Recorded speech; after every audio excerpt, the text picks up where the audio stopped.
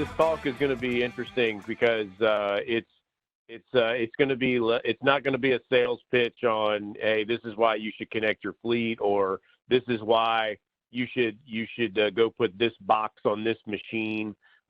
Charles, obviously you guys are reaping the benefits of connecting the majority of everything you guys have running up on the mountain to the point of going real time with some MindStar technology as well. So, some of the stuff I'm going to share is actually implementing and using and leveraging the data to start changing your business, to start changing business practices. How do you, involve the whole team to be a part of this thing? So that's really where I'm going to spend a lot of my time today. And like I said, Charles, if you want to chime in and we talk about something in particular, please feel free. You are amongst friends. So this idea of change, it's an interesting topic, especially when you consider the times we're in right now. With a lot of us either working from home or working remotely or working from a truck or, having to deal with all that. We've had to deal with some change, big time change in some cases. And the interesting aspect of that is how we respond to that will probably dictate whether we come out of this thing as a positive or a negative. But change is never comfortable. It's never something that's easily embraced. There's always going to be some teammates that frankly are uncomfortable or even threatened, for that matter, on what this change looks like. So, I want to, when you start thinking about, some of this change, I'll quote the late, great Jack Welch, of GE lineage here. Willingness to change is a strength, even if it means plunging part of your company or all of your company in total confusion for a while. This really, in my, I guess now, 6-7 years of working with machine connectivity and working with customers on using data and trying to plug stuff into their business, this has a lot of relevance, and this comment really connects to a lot of what I've seen from my seat, and I'm sure Chris, he's probably shaking his head right now, has seen from his seat on the other side of the country. Is this idea of there is going to be total confusion for a while, but how we emerge and learn from that is huge. So got a few companies up here that will probably be familiar. Probably be familiar for the same reason. GM is still here, but obviously they went through a massive restructuring that involved one of the largest bankruptcy situations that ever happened in U.S. history. I think there was one Blockbuster left up in the northwest part of our country, but I believe it's gone now. The interesting thing here is Kodak. Kodak was actually an engineer that was employed at Kodak that was the first one to develop the digital camera.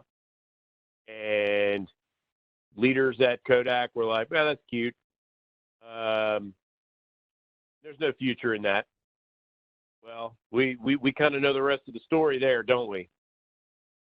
Now, I think when you look at the construction industry as a whole, I'm just going to say heavy equipment industry as a whole, we are probably 10 to 15 years behind where, say, connectivity has really accelerated artificial learning and autonomy and this, that, and the other from the likes of on-highway trucks.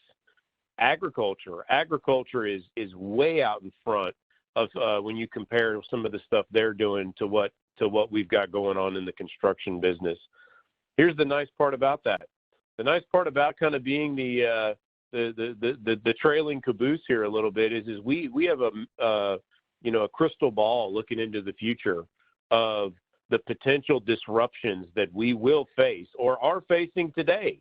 When we start thinking about how we manage our fleets, how we interact with our OEMs, how we make decisions on the type of data that we even want to collect, and then ultimately, what in the world are we going to do with all of it?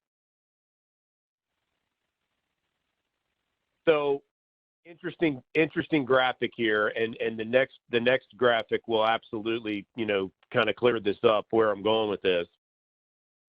We live in an age now where we've got printers that order ink on their own. We got washing machines that order detergent on their own. We got refrigerators, connected to Amazon ordering milk because we've told it to, right? So I don't like this idea of artificial intelligence because there's nothing artificial about it.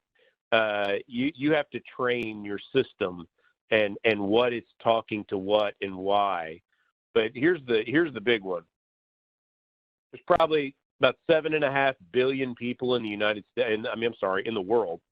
And by 2025, if we stay on our projected growth of connectivity, there's going to be 75.5 odd billion things talking to things. And that's phones talking to phones, cars talking to phones, cars talking to your phone, talking to Ford. All keep going down the list, back to our washing machine and et cetera.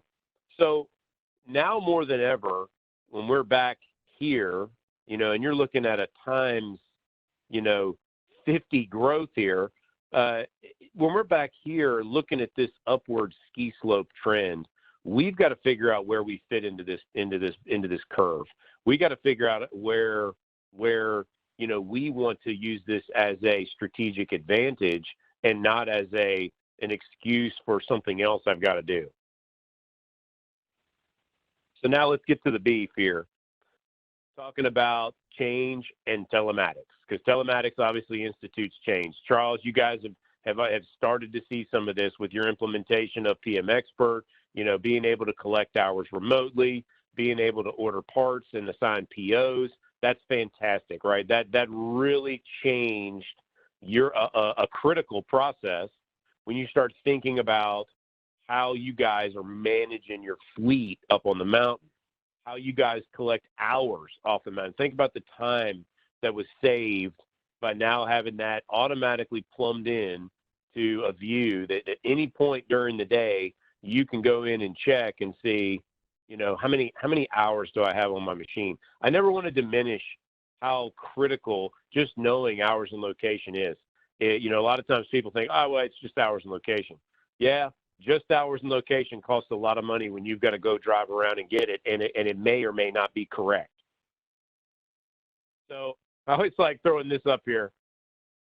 We start thinking about how do you, how are you guys? And again, I know Charles, some of this is, you guys are doing a phenomenal job up there, and I know right now you guys have lens and eyes to a lot of things, but maybe want to open up the door to a few other thoughts that on where you could take this thing. I always like throwing this up here just because I walk in offices still today that their PM schedule for their $10 million fleet of machines is a dry erase board on the wall, or the schedule for the technicians going out the door on what they're supposed to be working on is a drawn piece of something up on the back side of a door, right? Nobody else has visibility to it. Nobody knows if something changed in the middle of the day because truck 2 went down, but he intended on going on truck 1. It's nothing dynamic there, right? I mean, this picture here, obviously, I will actually say came from one of our shops, probably 6 years ago. Now, you won't see these boards up in our shops anymore, but I mean, this is very real still for a lot of people. So when you start thinking about how I'm going to use the information, you guys are already headlong down the PM tracking trail, machine depreciation. How about mechanical availability? When you start thinking about, you've got a machine scheduled out to run 2 shifts a day for 5 days a week and a half a shift on Saturday, how do you know how available that machine is?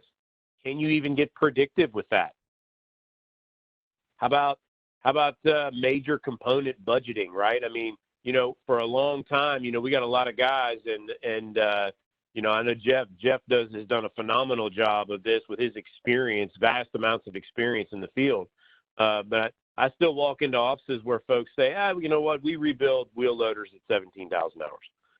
And I'll ask them why. No, that's just what we've always done. I've heard that I don't know how many times. It's what we've always done.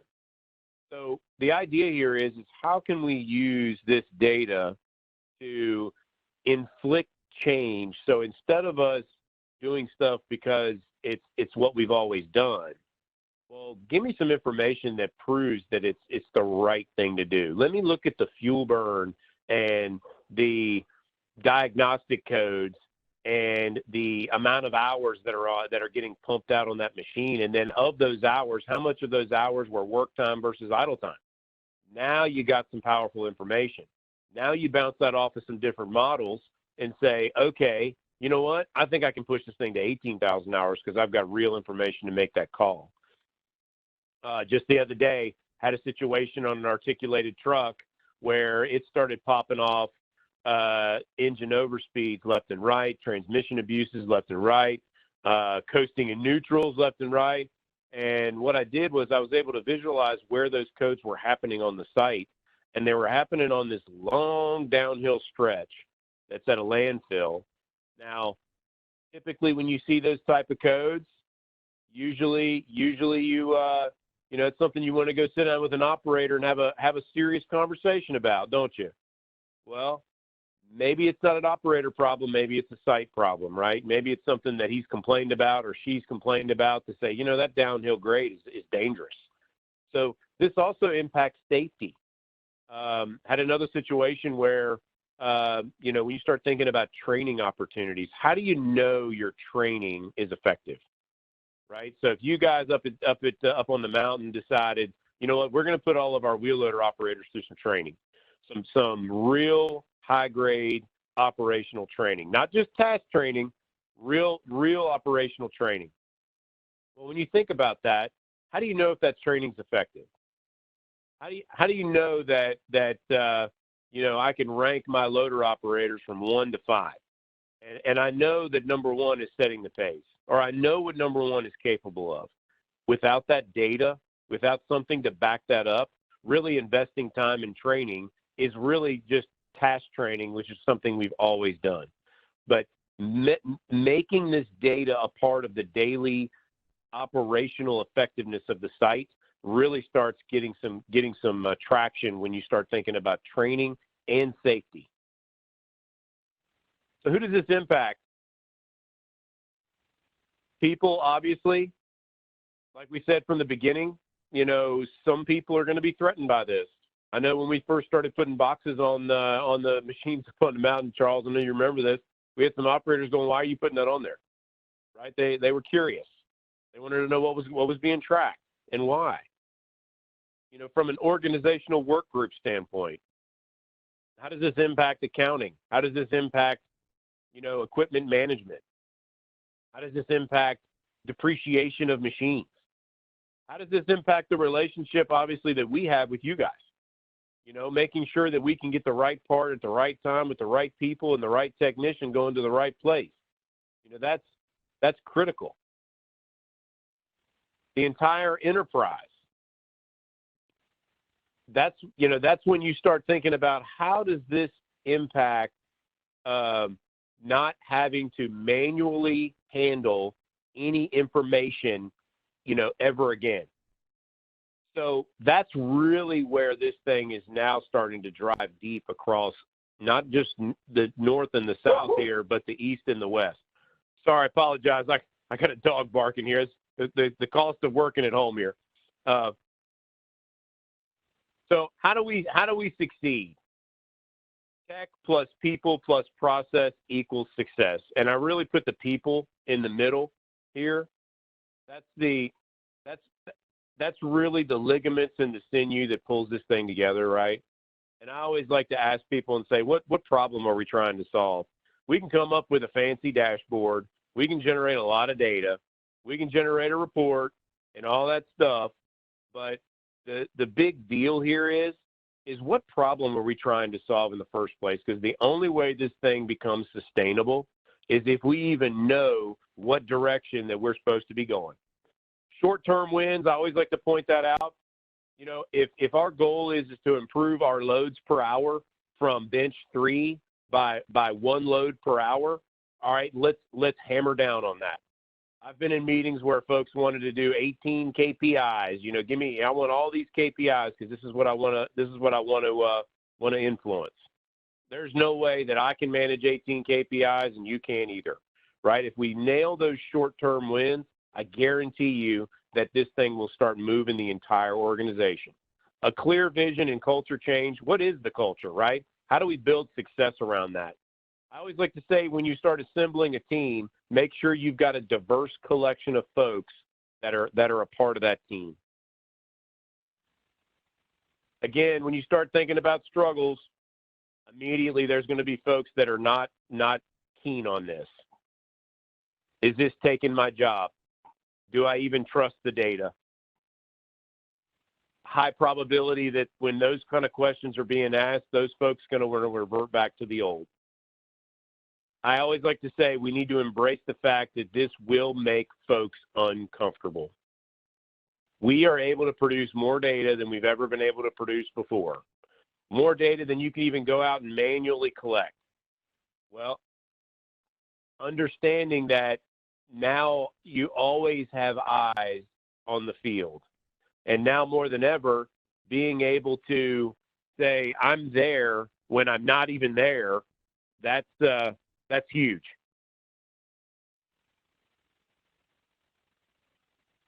I'm going to pause here for 1 second. When you start thinking about digital transformation, and literally what we're talking about here is when you have a connected strategy to your fleet,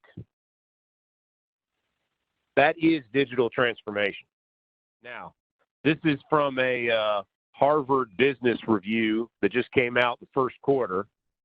And basically, this was review data from 2019 and 2018. Estimated that $1.3 trillion was spent on digital transformation last year. So that was actually from 2018. So estimated 900 billion went to waste. 900 billion with a B. So why do those things fail? Well, the idea is that when you start digitizing a lot of this data, it's not written on a napkin or a paper airplane or written on somebody's hand. All it does is magnify flaws and different items that, you know, were already there, but it puts a bright, shiny spotlight on it. It doesn't change any of it. How do you change it? Culture and people. So kind of tying a bow around this thing, don't boil the ocean with a lighter. You know, and when you start thinking about digital transformation and what that means and how I start applying data from my machines, even if it's just basic hours and location, you really have to think about this is how do I incorporate a diverse team of folks all the way down to the operators, all the way up to the guys changing oil in the machines, all the way back to the accounting folks. And then how do I come up with 2 or 3 achievable goals and then celebrate the heck out of them, right? So if I can impact loads per hour by 1 load per hour, what does that equal over the course of the year? That's huge. If I can reduce my idle time by 3% across all of my fleet, how much is that in savings on depreciation on the machine or warranty on the machine? It's huge. Those are all little things that can be impacted by using the data from a connected fleet. Again, I can't stress this enough. What's the key to success? Those smiling faces under those hard hats, right? No matter if you're doing a road construction job, you know, at a strip mine digging coal, you know, or underground, right? It's the people under those hard hats that will make or break this thing and decide how much juice you get out of this squeeze. When you start thinking about this blueprint, again, Charles, I know you guys have already made a lot of decisions in this space, but I think there's definitely room to continue to grow here too. when you start thinking about the data that can come off of these machines, right? I mean, you guys are seeing a sea, an ocean of it right now. You know, where do I want to do with that data? How do I want to learn from it? How do I want to impact equipment management? How do I want to automate, you know, some of the processes that are going on today? You know, when you start thinking about, you know, if I've got my one IT person that is dealing with this, or even if I've got an IT office, you know, what is that? How do they need to be involved in this? Because if they're not involved on the front end, I guarantee you that there's going to be problems on the back end. Challenge to take home, you know, this is the idea of, you know, how do I challenge the organization? So I always like to say this: ask the team, ask your team, ask the bigger team, what's one or three things that I currently do manually today? It could be something as simple as pre-shift inspections, or it could be, you know, how I record fuel, you know, going into the machines, or, you know, again, I know this isn't an issue for you guys, Charles, but I know we got a lot of folks that still go around and record hours on their hand, and then they turn them in at the end of the shift. You know, when you start thinking about the culture, right, does the water truck driver have the option of raising their hand and saying, hey, something's not right here, you know, or how this impacts me every day, right? That's a culture thing, right? What is my culture? What does that culture look like? You know, knowing that and being able to know these, you know, 2 or 3 questions here really helps you plot a course to inflict change. I always like to say inflict change, because that's what you're doing, because it's not comfortable. It's not easy. You know, if it was easy, 900 billion wouldn't have been lost in investing in digital transformation. It's not easy. So, but understanding what the quick wins can be, and where the small parts of this can really impact the bigger picture, is huge. So again, kind of a different take on when you start thinking about connecting to the fleet and how it impacts the whole organization, but I thought it was very relevant considering the times that we live in and what we're all dealing with here. So with that, Richard, I'll hand it back to you. And Charles, if you got any questions, please chime in. Richard, I don't have any questions right now. Just like to thank you both for taking your time to present that. Absolutely. Glad to do it. And Jason, I'd say you feel the same way, right? No, hey, my pleasure. Again, you know, the whole point of this, Charles, was, you know, this is something that we see, you know, kind of from my seat. I get the nice 10,000 foot seat over here, looking at not just CM Energy, right? I get to look at them all, and I see what people struggle with, and there's a lot of common threads out there. And you know, I referenced Chris here. Chris is my my colleague that works at a cat dealer out west at Wagner Cat, and if he chimed in here, he'd echo the same thing and say this is probably the biggest challenge that everyone faces when they start looking at the idea of what am I going to do with all this data. Yeah, I think you know, whenever you start down this road with the connectivity and all the data that does get you have access to, you've got to have a clear picture of what you're looking for to gain from that data. And without it, it can be overwhelming. Yeah. Hey, Jason, it's Chris here. Hey, Chris. I agree with what you guys are saying, and thanks for letting me crash. I think, you know, Carter is really setting the precedent here with what you're offering to your customers and open to everybody, which is why I crashed in to see what was going on with some best practices. But, you know, you and I have chatted a ton, and this stuff's spot on. So thanks for the opportunity, and you guys are doing a nice job with offering this to your customers. That's a step in the right direction on how to deal with all this stuff. Yeah, appreciate you, Chris. Always a pleasure. You're welcome anytime. But you're spot on, Charles. It's about accountability, accessibility, and the right information to the right people at the right time. Because I mean, we're good at generating data. We can do that all day long. It's a matter of, all right, now what? What am I going to do with it? I always like to give it the so what test, right? Well, so what? What am I going to do with it? if you're not going to do anything with it, you spend a lot of money for a lot of information that just goes to waste. All right. Well, Richard, I think, yep. Appreciate it. Yep. Charles, if you've been with us before in these things, haven't you? We got some upcoming talks. You probably heard about the SOS scheduled oil sampling talk that we've got next week, where we're going to have Mike Dudley. He's our oil lab manager, and he's going to talk with us about oil labs and then using the SOS web features. Pretty cool stuff. May 6th, we got the cat rental store, the web portal and the app there. And then on May 13th, we'll talk about genuine cat parts, and specifically filters, and what's the difference with Caterpillar filters. So again, not a sales course, but more of, you know, why cat filters are different than other brands that are out there. So we've got those 3 coming up. We've got some more scheduled after this, but again, we appreciate your participation. We appreciate your time, and thanks again for your business.